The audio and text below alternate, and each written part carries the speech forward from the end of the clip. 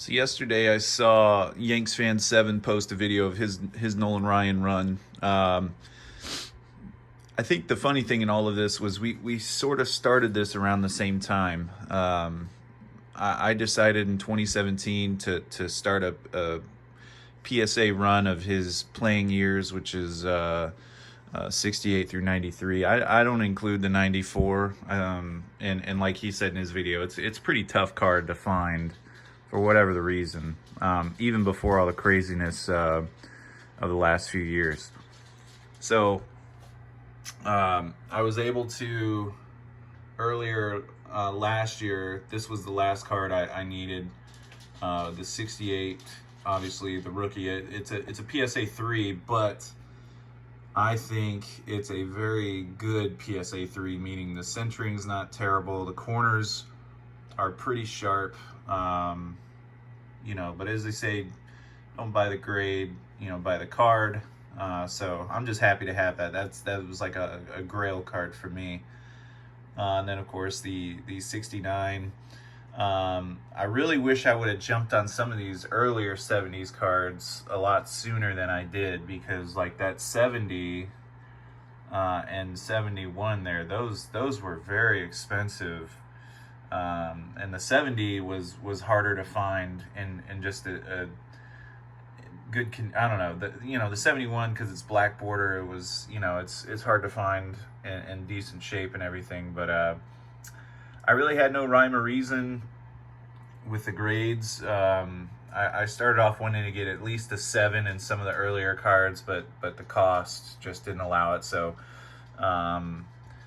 but you can see here as I go up, start to hang around the 7s, and then get a little bit higher. I did at one point have the 75 mini. I didn't like the way it looked in here and everything, so I ended up selling that off to help fund getting some of these other cards.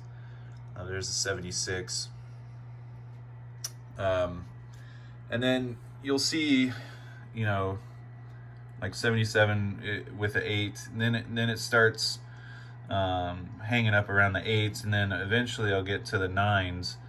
But the one thing I told myself from the beginning, like there's a 81 and a 9, was that once we got to 84, I was not going to do the base. I was going to start doing the Tiffanys, which can be difficult to get in the 10s. The price hike, I mean, they're already not printed, in high quantity. So and then just finding someone that lists them, like this, for example, for the longest time, this 86 Tiffany, my God, and a PSA 9 I was able to get. And then thankfully, I think I spent less than $100 on it. Now it's just insane. Same thing there with that 87. I was able to get the 87 and the 88. I think I found a guy selling both of them for like $40, $50 or something. So that was but that was a couple years ago. Now it's going to be ridiculous now. And then for whatever the reason, he sort of alluded to this in his video too, the 89. So finding a Tiffany was pretty difficult, which, again, it's Tiffany, but it's also 89 tops. And you just have it in your head, like this card, I've seen a million 89 tops cards, but I was able to get the base and the traded both in the Tiffany's, but at 9s, because 10s hardly show up, and when they do, they are just out of this world expensive. And then the 90, which wasn't too hard to find. 91, the last year of Tiffany, this was a pretty difficult find, but I was able to get it. The seller posted it, and I went ahead and did a buy it now immediately, because they just don't show up, all that often. And it was actually somebody local here in Florida, so that was nice. And then 92 and 93. 92 was when they started the whole gold stuff, so I have the 92 gold winner, and then the 93 gold there as well, PSA 10s. And then, you know, when I first started this endeavor, I also started including some of the, I guess, I don't want to say rare, but, you know, some of the variants of the 80s cards.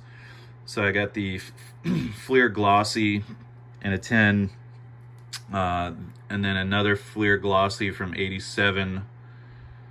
This is in a 9. So some of these are kind of hard to find in 10s. Just some variations, you know, on some of those, you know, like Leaf here from 85 in a 9. And one of my favorite cards of all time. I know it's just a regular Donruss card, but this PSA 10s, man, they are starting to go crazy. I have a few, like a Pro Set Joe Montana PSA 10 that's, you know, just soared in value over the last few years. Score Glossy from 88. And 89 Fleer Glossy PSA 10. Another Leaf here, PSA 10 from 86.